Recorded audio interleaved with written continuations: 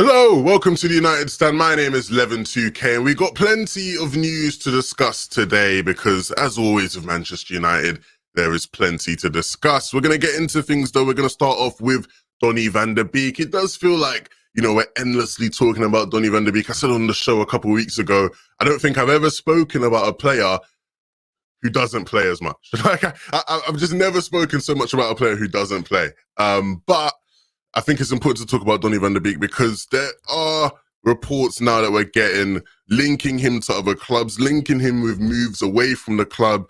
And I think it's fair to understand why. Of course, we know that he was very close to leaving and joining Everton before the transfer window ended and the move was blocked by the board or I think it was Ollie or whoever. Regardless, he just wasn't allowed to leave, right? He wasn't allowed to leave. And I think that gave everybody the impression that, he was here to stay. He was going to be used more. It was a new sort of turn for Donny van de Beek. Things were changing. And thus far, I think obviously we're still early into the season, guys. I think, let's not start, going, oh, it's been 50 games and he's not played yet. But there's been times when he's not been used and you would have thought he would have been used. And so I think it's fair to say it doesn't seem like much is changing for Donny van de Beek in terms of his playing time. It doesn't seem that way. I know Ollie will go on about how he's part of the squad and, there's a future for him here and whatnot. But, the way he uses him, it doesn't seem that way. It definitely doesn't seem that way. Connor West, thank you very much for the super sticker. Paul Banks as well, thank you for the super chat. I appreciate you guys coming in. Guys, let's get into it. So Donny van de Beek's been linked with Inter Milan following their interest over the summer. Of course, Everton were also interested in the summer. Will he start against West Ham? Is he going to move in January? I think these are the questions that need to be answered now, right? I think as long as Donny van de Beek doesn't play, we're going to continue to see him linked to teams for January moves. And I think, is it realistic that he will move in January? Probably. It probably does seem that way. I think we're going to see him continue to be linked. He's not going to play. It's almost going to be similar to what happened to Lingard last year, right? Where Lingard really didn't play all the way up until, December time. And then he was linked with a move to West Ham and then he's off to West Ham on loan. And I can see a similar sort of thing happening for Donny van de Beek, where he's probably not going to be able to play much more. And now he's going to get linked with a move away. But let me know what you think. Let me know what you think about that. If you think it is right for him to go out on loan. I think a lot of people will be frustrated straight up that he's just not playing. A lot of people, I think, will say, oh, he's not playing. He should play. Forget that for a second. And, let's focus on just what probably is going to happen and saying, do you think it's right for him to just either stay at the club for the rest of the season, or if he's still not playing, getting game time, he goes out on loan, or sold permanently? Who knows? Maybe he will be sold permanently. Not too sure. Levin's voice is worth the wait. I appreciate that. Look, Mark will be back later, so don't worry. I know a lot of people, the Mark ultras are, they're going crazy. They're having to take their panic shots and whatnot. You can calm down. He will be back. It's all right. Jar in chat saying should be sold. Just let him play a full match and he will prove to us. Another terrible waste of talent by United management. Donny was a club buy, not an Ollie buy. Yeah, okay. The chat isn't happy. The chat isn't happy about Donny van de Beek and how he's been treated. And understandably, I don't think he has been treated well. I don't think it's fair, because it doesn't feel like he's been given a chance. I think if so far this season, Donny was sort of, given the role that Lingard has been given, right? Because you look at Lingard this season, the role he's been given, isn't a bad role. I think if that was the role Donny had, I think the whole situation would be much better and much healthier where, 1 hour into a game, Lingard's like the first guy to come on, it seems, right? Like Lingard has gotten plenty of time, on the pitch to sort of prove himself and have impact on games. And I think that's very much the sort of role, a lot of people would be happier with Donny playing. Obviously, I know there's a lot of people that want him to start, and fair enough. But I think if he was getting game, it's just like he's not getting game time. And when he gets put on, it's like, with 4 minutes left in the game, it's a bit frustrating in that sense. But do I see that changing much now? No, honestly. Obviously, there's some reports about Lingard that we'll get to. And the reports about Lingard, it very much feels like Lingard is affecting Donny's playing time in that sense. But we'll get to that in a second. Now, the last question about Donny that I wanted to answer is, will he start against West Ham tomorrow, I believe, right? The match is tomorrow. I think yes. I think Donny will play. I think this is one of the games where Ollie feels like, yeah, he can just dash Donny in there and keep people happy. But ultimately, it's not going to keep people happy, is it? And look, I fully expect Donny to play tomorrow and have a masterclass, right? I expect him to play incredibly well. And ultimately, it to me, nothing, because I don't think he'll play. I think Donny could score a hat trick and get 4 assists tomorrow and still not play the next game or even have a chance of starting the next game. So I think Donny will start. I think it'll probably be Donny and Matic in the pivot. And I think a lot of you in chat will agree with that. I'm bored of all this Donny talk. Trust me, mate. I am as well. Trust me, I am as well. Look, guys, I want to talk about the players that are playing. I'll be real. I just want to talk about the players that are playing. But you got to sort of talk about it, right? It comes up so often that you eventually have to discuss it. Now, this one's an interesting one because we are being linked to midfielders now, and I think the general thing with us being linked to midfielders like Ndombele and Kessie and whatnot is a matter of the Paul Pogba situation, right? So I'll read this out here. We got something from Calcio Mercato. Maybe somebody will be able to correct me on how to pronounce that. There, essentially said, Man United are monitoring Tanguy Ndombele as a Paul Pogba replacement. Despite talks with Pogba continuing, United are moving to guard against a nasty surprise. So essentially, Man United and Paul Pogba, we're in talks with Paul Pogba. It's a positive situation around Paul Pogba right now, but United don't trust Mino Raiola. They don't trust him, and rightfully so. How can you trust that guy, right? They don't trust him. And for that reason, they are, they're developing a contingency plan. And their contingency plan right now is, okay, Pogba leaves, we bring in Ndombele or we bring in Kessie. Because there was another report as well from CM.com that said Manchester United are monitoring AC Milan's Frank Kessie and Tottenham Hotspur's Tanguy Ndombele as potential replacements for Paul Pogba should he leave next summer. Now, I don't know about you guys. I don't think I want to see Tanguy Ndombele anywhere near Manchester United shirt. And I actually like Ndombele. I actually like him. He doesn't get much playing time for Spurs anymore. It seems like he sort of fell out. I think he played, though, this weekend against Chelsea. Nevertheless, he had some problems with Mourinho as well. I like the guy. I don't think I want to see him putting on Manchester United's red. I don't think I do. Now, I will ask you guys, right? I will ask you guys, if you have your little emojis, thumbs up or thumbs down. That's all I want to see. I don't want to see yes or no's. I just want to see thumbs up or thumbs down if you would take Ndombele as a Pogba replacement. I personally wouldn't, just because I don't think that's the sort of profile of player we should be going for, even if we were to lose Pogba. I think if we were to lose Pogba, it should very much be about, finding somebody who does a lot of the things that we lack in many areas of the midfield. Because even though Pogba is incredibly talented, and when you lose Pogba, you lose something incredibly valuable in a creative player, somebody who does a lot on the creative side of the game. You also want somebody, I think that's why Kessie entices me more, because Kessie is a bit more of that, a bit more of a physical, destructive player who can do that defensive work. And so even if the person you pair him next to in the pivot isn't as good, you're not having as many issues, right? You're not having as many issues where it's like, Pogba can't play next to Fred in the pivot because Pogba can't defend, but Fred is just shocking, right? It's like, whereas if you have somebody who's a bit better defensively than Pogba, maybe you avoid those issues. But personally, I wouldn't even want, I don't know, I want to keep Pogba and sign a midfielder to play next to Pogba and not have to worry about how to replace Pogba.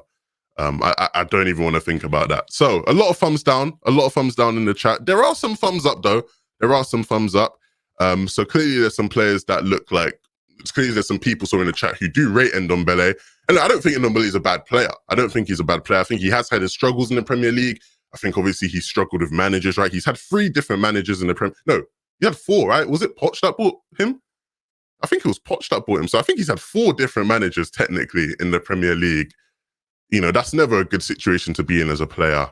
But yeah, I wouldn't want to get Ndombele. Nevertheless, though, I think if it was between Ndombele and Kessie, I'd rather Kessie. I think a lot of you would probably say the same.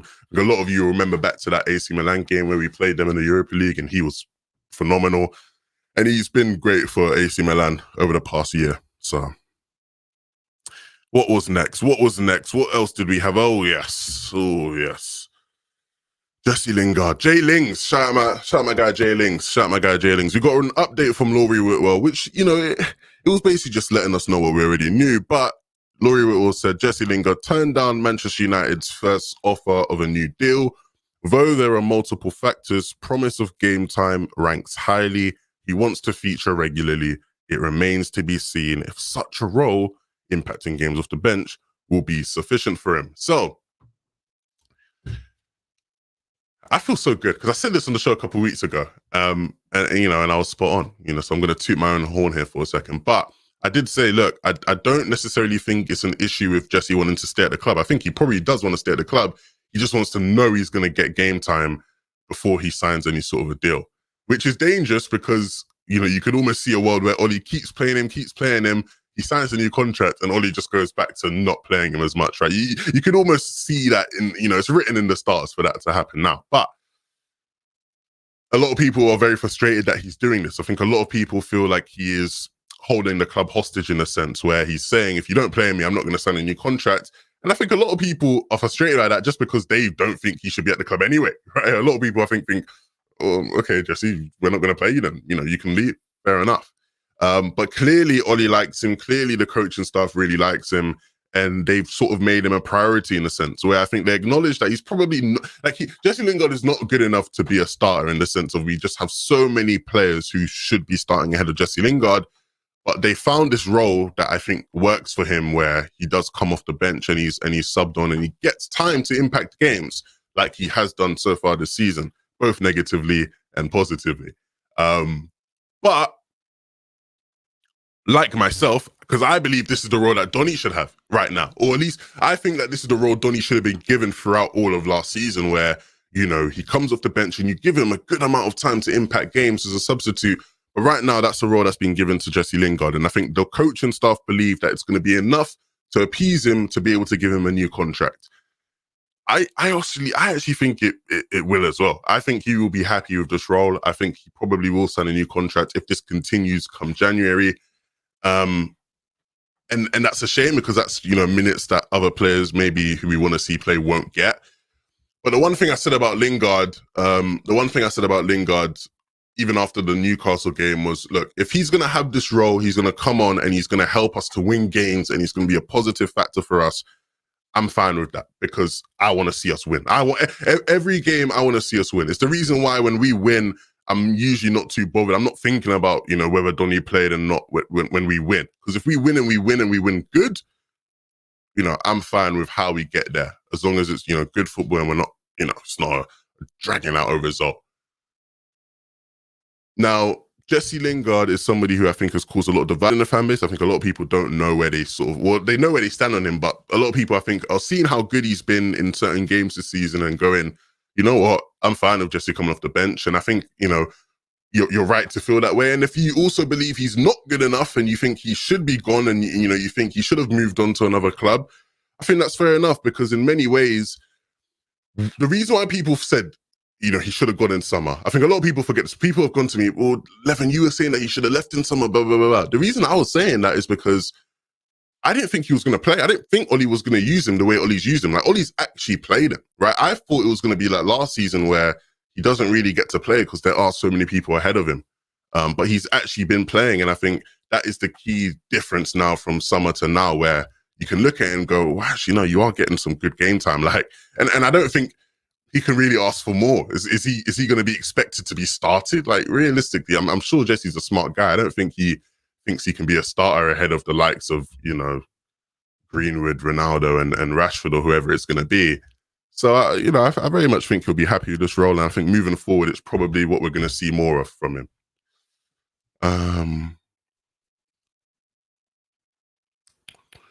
Let me read the chat. I'm seeing a lot of when you see some paragraphs in chat, you know the chat's coming with something interesting.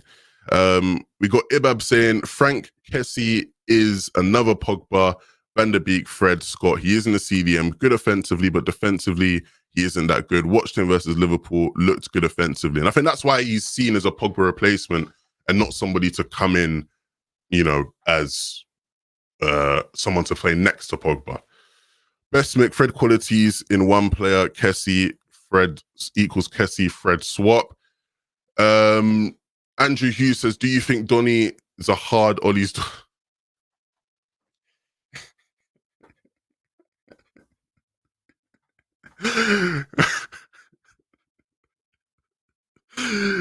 Oh, flipping hell, man. I just can't be asked.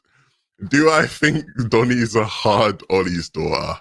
Would explain the freeze out. You know what? It would explain the freeze out, but unfortunately, I don't think so. Unfortunately, I don't think so. Look, Donny van de Beek, I believe he's actually in a relationship with Bergkamp's daughter, which is pretty interesting. You know, a football family, clearly they got going on over there. So as long as he's staying loyal to his to Bergkamp's daughter, I don't think any funny business happened with anyone in Ole Gunnar Solskjaer's family. So, Football Guru says, I like Jesse and he's doing well now, but he's had so many chances and is only now coming good. So how is it fair that Donny doesn't get his chance? Yeah, I think this is where the dilemma is called, Football Gurus. I think this is where the dilemma is caused because in many ways, you know, there's a lot of people who probably feel like it's harsh to really, you know, go at Jesse right now, especially because, you know, to be fair, you know, he's doing well in his role. He's doing well in the role that's been given to him as a bench option to come on and impact games. The problem is like you said, he has actually had plenty of chances at this club to come good. And I think that's where I understand people's frustrations with Jesse, because I think a lot of people look at how many chances he's been given and go, hold on a minute, you know, we've seen Jesse Lingard. We know what his peak is, right? And I think that's how a lot of people think about Jesse. I think a lot of people think we know what Jesse's peak is. You know, that's not going to be enough for us long term. Let's try to get the best out of Donny van de Beek. Let's try to get the best out of Ahmad or whoever it is, right? And I think that's fair. That is totally fair. You know, ultimately he's been at the club a long time. I do feel like he's reached a level now that is very much. I think he's matured as a player. I think he very much understands, you know, what his strengths are, and he looks to play to those things. Like you look even at the game so far that he's played for us when he scored goals. You know, he very much is targeting certain areas of the pitch, right? He's matured as a player in that sense. The problem is now is just whether or not it's fair to continue to not give certain people a chance behind him. But ultimately, right, the one thing I always say to people is when a manager feels like they're under pressure, they're going to go with the players they trust. They're going to go with the players who they feel like they can, you know, rely on to guarantee them a result. And clearly right now for Ole, Lingard is one of those players. Lingard's one of those players that he feels like he can rely on. He's one of the players he feels like he can trust, whereas Donny and others probably aren't. So Donny, Delo, and Telles should get a lot more game time. All three of them are good players and deserve better. I'm a fan of all three of them. I really want to see what happens with Delo. It's good that you mentioned Delo, because when you look at Delo, he's somebody who is obviously going to be playing in the Champions League for us now. So is Ole just going to chuck him into those Champions League games, which, you know, won't be easy games, or is he going to look to integrate him, right? And give him a couple Premier League starts and whatnot? I don't think he will. I'll be honest, I don't think he will. I wouldn't be surprised if he did, but I don't think he will. I think he will play Wan-Bissaka in every game that he can. I expect Delo to start tomorrow. I do expect Delo to start tomorrow. When it comes to Telles, I think ultimately with Telles, he obviously he only would play a couple games. He wouldn't play often last season when he was available, right? But I think the rise of Luke Shaw and how good Luke Shaw was meant that it made sense. It made sense that Telles wasn't playing as much because Luke Shaw just was so good. But Luke Shaw hasn't necessarily lit the world on fire so far this season. And I think there's reasons to that. I think when you look at things and you break things down on the pitch, there are reasons to that are fair. Like, I think bringing Rashford back into play on the left-hand side would help Luke Shaw a lot. But at the moment, you know, obviously Telles isn't even available. So I think he's just come back to training, I think. But, you know, at the moment, I wouldn't mind seeing Telles feature here and there. Like, I wouldn't have a problem with that. We know he's a talented player. He's a great crosser of the ball. Obviously, you know, sometimes he sort of gets caught in behind because he loves to push so high up the pitch. But no, I wouldn't mind seeing any of those players feature a bit more. What's with Sancho, says Sani. What's with Sancho? I've spoken about Sancho quite a lot on this channel, and I think I've tried to help people to understand, because I think a lot of people are starting to turn on Sancho a bit early, and I think it's unfair. I think it's unfair because it is so early into the season. This is somebody who obviously has never played in the Premier League before. And we know he's a talented player. There's a talented player in there. He just needs to get a bit more accustomed and develop a bit more chemistry with his teammates, because what often is happening with Sancho is it's almost like he's out of sync with his teammates. There's two things that I've noticed. He's very much out of sync. The chemistry isn't there. Sometimes he expects his teammates to be in certain positions and they're not there. Sometimes they expect him to be in certain positions and he's not there, right? There's a lack of rhythm there between him and some of his teammates, specifically Bruno. I feel like it very much feels like him and Bruno aren't in sync in that way. And I feel like they need to be. And I think it's very much because they're very different sort of players in that sense. And the second thing is, I very much don't feel like I don't feel like he's very confident right now. I think when you have a confident Jadon Sancho, you have someone who will be a bit more direct in one-on-one scenarios. There's many times this season where we've seen him in opportunities to take on his man one-on-one, maybe be a bit more aggressive and look to really try and create a goal. And he does just look to play it safe. He slows down, he plays it safe. It's almost like he's afraid of losing the ball because he's afraid of making mistakes and people turning on him that way. And I don't think he can afford to be, afraid, because the big part of why we brought him in initially was we wanted an attacking threat down that right-hand side. But if he's going to play on the right-hand side and play very safe, it doesn't help us whatsoever, right? He's 21, for fuck's sake. Come on, guys. Exactly, right? Like he is still, someone that's incredibly young. We know he has talent. It's not like the talent isn't there. It's not like we've taken a punt on some young random kid from, Venezuela, right? Like we know Jadon Sancho has talent. He's proved it at the highest level in the Champions League as well. We genuinely do just have to give him time. Look at last season, what happened with Kai Havertz at Chelsea. Kai Havertz, was someone who lit up the Bundesliga as a young sort of teenage player, young 20s type player. He came to the Premier League. Ultimately, it was a bit of a slow start, right? Like it took him some time to get accustomed, and it didn't help that he was being managed by Frank Lampard. But eventually, he came good. And now you look at Kai Havertz and he's someone that is a key part of that Chelsea team. He obviously scored the goal in the Champions League to win it. So I would not, I wouldn't be panicking about Sancho right now. Would not be panicking about Sancho. Sancho and Donny have the same play style and Oli does not know how to use that effectively. Well, look, one thing I really want to see while we're talking about tomorrow's game, one thing I really want to see is I want to see Sancho starting on the right. And I do think, realistically, if he's not going to play Donny in the pivot, I would play him at number 10 and see how that works with Sancho and Donny. Because I do think you're right. I think Donny and Sancho would very much play off each other incredibly well. And that would be very dangerous against anybody. It would be very, very dangerous. But I don't think we'll see. I think we'll probably see Donny in the pivot with Matic. And we'll still probably be able to see a good relationship between him and Sancho if they play off that right-hand side. But who knows? What's with Rashford? He's coming back from injury, mate. Am I going to get a bunch of these now? Just everyone going, what's with this guy? What's with this guy? We got a super chat here from Nick P. He says, what's with the people thinking there's something wrong with Sancho? The guy's hardly had time to gel into the team. We're hardly a well-oiled machine tactically, and he can't just slot in. The slander is sickening. Well, I think a lot of the slander is coming from rival fans. As it will do. Like that will just happen now. That's just the way the game is now with, football, Twitter, and a lot of social media. Because it's exactly the kind of slander that Kai Havertz was getting last season, the Chelsea player. So like you will see this. Like you will see this sort of slander for him from rival fans. I think it's important that as a fan base, we don't buy into it and we don't, because I've seen a couple United fans on Twitter, really going at Sancho, and I don't think it's fair. I don't think it's fair at all. It's not the sort of fan base I think we should be. So shout out to Nick P. Great super chat there, man. Great super chat. Love from France. I appreciate love from, wherever you are in the world. I appreciate you guys. I recently said on the show I did with Mark, look, I want all the smoke. DM me with your football opinions. I'm down to talk football with some of you guys. And I've spoken to a lot. I'm still trying to get through some of the people. But I've spoken to a lot of you guys about your different opinions and we've spoken about different things. And the maddest thing to me always is how many places in the world you guys are all from. I'll get people messaging me from, Trinidad and Tobago. I'll get people messaging me from India, from just all over the world, right? All over the world. It's mad. It's mad. I appreciate you guys. Be sure to like, share the video, subscribe to the channel as well if you want, and do all that good stuff. Love from Bruno, like flipping now, all these places. USA.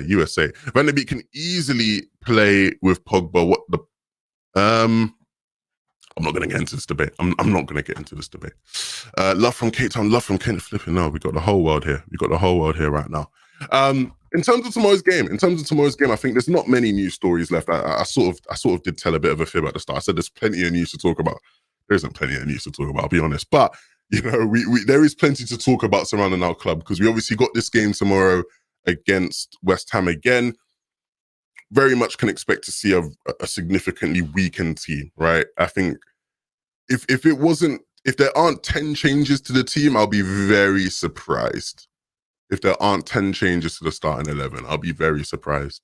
I think we'll see a lot of changes, and I think it'll be good to see a lot of the sort of fringe players and the backup players get an opportunity to shine.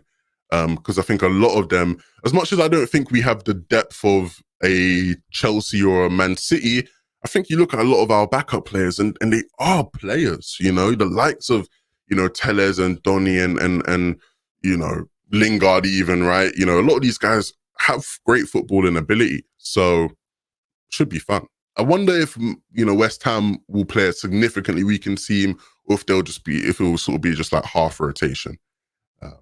Because they obviously are playing in Europe as well. So maybe it will be like a full rotation from them also. Give us your team then, bro. Give us my team for tomorrow. My team for tomorrow, I think I'd play Martial up front. I would play Martial up front. Off the left, I'd play... Who would I play off the left? I feel like I'm forgetting someone. I'd play Sancho on the right, Martial up front, Lingard at number 10. I'd play Donny and Matic pivot. I'd play Telles off the left if he's fit. Beek, Lindelof, Delo. I'd even play Dean Henderson if he's fit, but I don't think he is. I think he's still playing with the under-23s maybe. I wouldn't care about who the keeper is, De Gea or Dean Henderson. It's a Carabao Cup game. As long as De Gea is playing in the Premier League and Champions League, I don't care. And then off the left, I feel like I'm forgetting somebody who could play off the left. Who's our backup left winger? Am I forgetting somebody? I'm not forgetting someone, am I?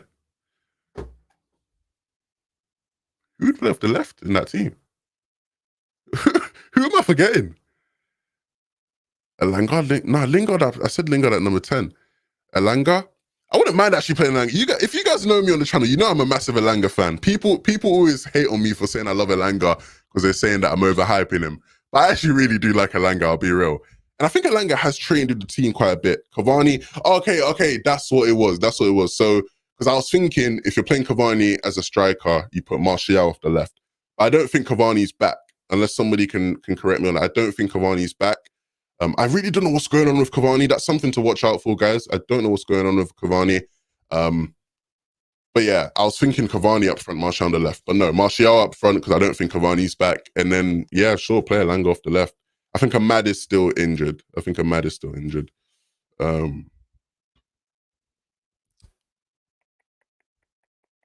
Phil Jones, goalkeeper.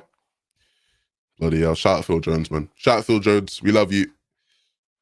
Well, I love you. I think a lot of people in the chat probably don't love Phil Jones. Shorty Ray 2. I don't know what's going on with Shorty Ray. I've not heard much from him or about him in a while, actually. I think he's still obviously playing games for the academy, or for like the under 23s. But I think right now, when it comes to a lot of our youth players, I think the pecking order from our youth players, or the under 23 players at least right now, does seem to be like Elanga. Elanga looks like he's the one that's first in line. And rightfully so. Every opportunity he's been given, he has looked really good against first-team footballers. So I don't have a problem with that. Put Mata on number 10. I don't think we're going to see Mata play.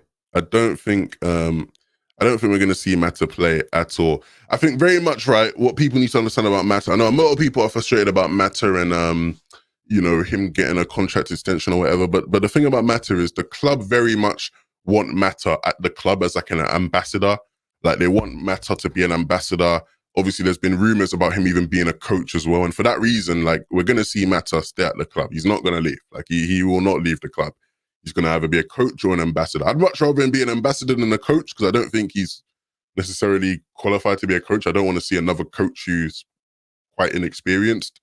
But I wouldn't mind him as an ambassador because he does a lot of that kind of stuff already for the club. But I don't expect to see him starting or playing football this season. But maybe he will. I don't know. He's a chemistry guy. He's very much somebody who the club, likes to have around. Donny van de Beek is a better player than Fred. So what are the reasons that Fred is like the invisible man is chosen over Donny van de Beek? So Tom Best, so the reason why Fred is played over Donny van de Beek, for the people that don't understand, right? And I'm not gonna, I've had plenty of discussions on the channel about Donny and whatnot, and I think people started to move the goalpost here. So I'm gonna say this, right? I'm gonna explain to people. Whether you think it's right or wrong, forget that. But I am gonna explain it to you, right? So whether you agree or disagree is irrelevant. I'm just gonna explain why. So the reason why Fred plays instead of Donny is because the role that Fred is used in or deployed in is very much that of a ball-winning defender, right? He's somebody who's put in the midfield and he's tasked to go and win the ball back and go get tackles, be tenacious, go win the ball back. And in that aspect of football, Donny van de Beek is not better than Fred at that specific role, right? He's not better than Fred when it comes to going out there and being tenacious and getting tackles or whatnot. Everywhere else on the football pitch, Donny van de Beek is better. I will never argue that. Donny van de Beek is a better footballer than Fred in every universe, in every galaxy ever, right? He's a better footballer than Fred everywhere. But in that specific role, he's not better than Fred. And that's the only reason I don't think he starts over Fred. Simple as.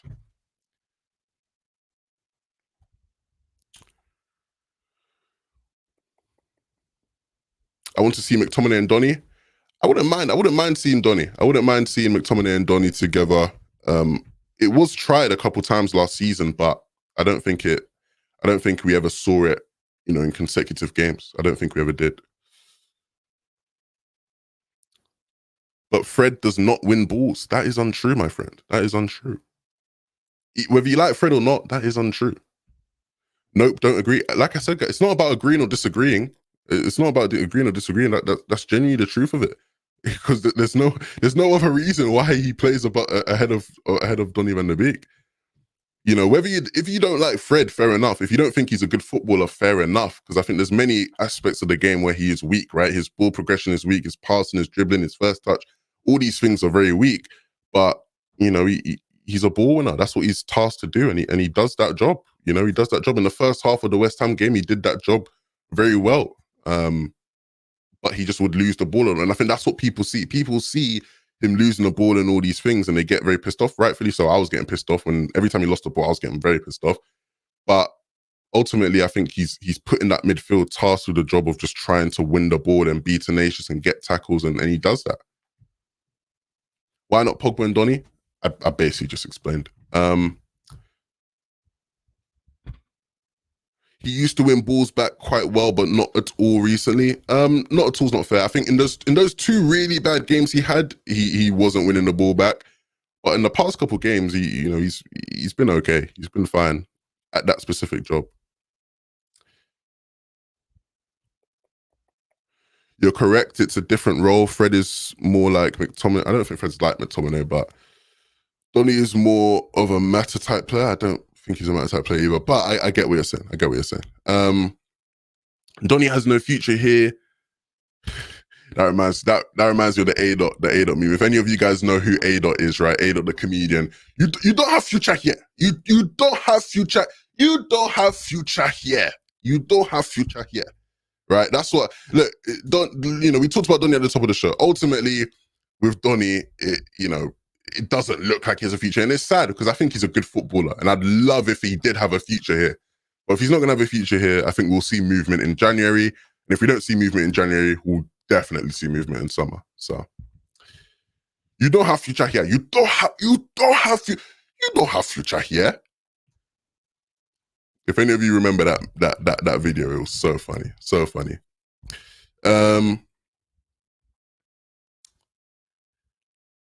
Ten Hag is a great manager.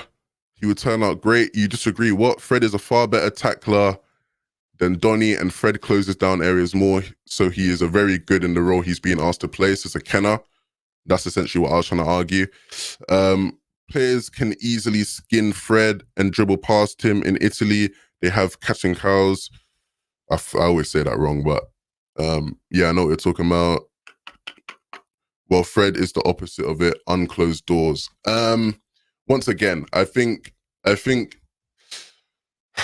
unfair for Fred because, don't get me wrong, I think almost every game this season, there's been like a moment where somebody has just skinned Fred and like pushed him off the ball while he's trying to tackle them. But I think it's very unfair to Fred to, you know, sort of not do him justice in those scenarios, because in those scenarios, a lot of the time when Fred will get pushed off the ball because he's trying to recover it and he's trying to, you know, be aggressive, but he loses out. There are a lot of times when there are other players who would just let that player go by. But you don't notice that because it's not as significant because you're not seeing like that player getting flinged off the ball, right? You should be cutting grass. You wait. Oh no, I need to find it, man. Oh my god, that video is too funny. That video, even me with my pregnancy, I'm better than you. Oh, that video is too good. Anyway, guys, look, we're getting into fairyland here now. Look, guys, I want to see Donny van der Beek play more. You want to see him play more. We'll probably see him play against West Ham. Expect some full rotation, most likely. It'll be a good chance for those players to show off what they can do. But if we don't see more of Donny, you can probably expect some movement there. Of course, as well, the Pogba situation, we've got to watch out for what happens with that, because I think the club is very much anticipating a scenario where he doesn't sign and they're looking for backups. So, you know, start thinking up backups. I know you guys are some of the best scouts out there, right? You guys are some of the best scouts. So go and find that random French midfielder who's going to be the next Kante, and let's all start talking about them. We've got another super chat before we go. We got Arvin D saying, I don't agree with that. Donny did much better at interceptions and tackles against young boys. Fred got severely bullied and form is dipping. Rotate. Arvind, I like that you're really trying to fight his corner, but you're actually wrong there.